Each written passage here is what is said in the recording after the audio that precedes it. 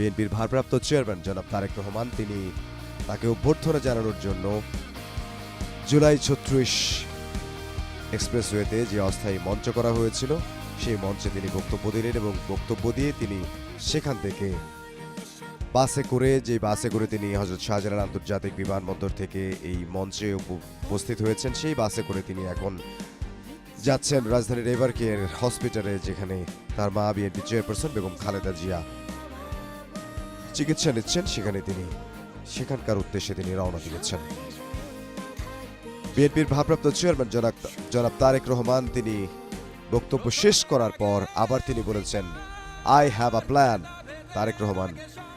তারেক রহমানের একটি প্ল্যান আছে, সে কথাও তিনি বলেছেন। দেশবাসীকে তিনি জানিয়েছেন এবং নেতাকর্মী যারা রয়েছেন তাদেরকেও তিনি জানিয়েছেন। এর আগে তিনি ৩:৫০-এর দিকে তারেক রহমান মঞ্চে উঠে বেলা ৩:৫৭ দিকে তিনি বক্তব্য শুরু করেন। বক্তব্যের শুরুতেই তিনি বলেন, প্রিয় বাংলাদেশ।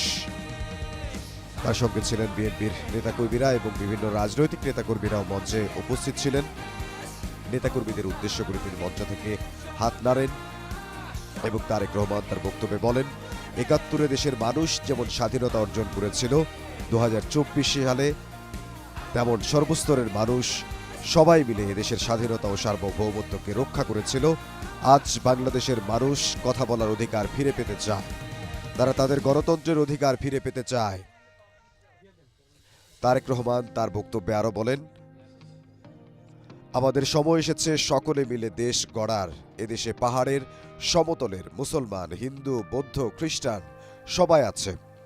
আমরা নিরাপদ বাংলাদেশ গড়ে তুলতে চাই, যে বাংলাদেশে একজন নারী, পুরুষ, শিশু যেই হোক না কেন নিরাপদে ঘর থেকে বের হলে যেন নিরাপদে ফিরতে পারেন। তারেক রহমান তার এই সংক্ষিপ্ত বক্তব্যে শহীদ ওসমান হাদিকে স্মরণ করে তিনি বলেন, ওসমান হাদি চেয়েছিলেন এদেশের মানুষ অর্থনৈতিক অধিকার ফিরে পাক। ৭১-এ যারা শহীদ হয়েছেন, ২৪-এ যারা শহীদ হয়েছেন, তাদের রক্তের ঋণ শোধ করতে হলে প্রত্যাশিত বাংলাদেশ গড়ে তুলতে হবে।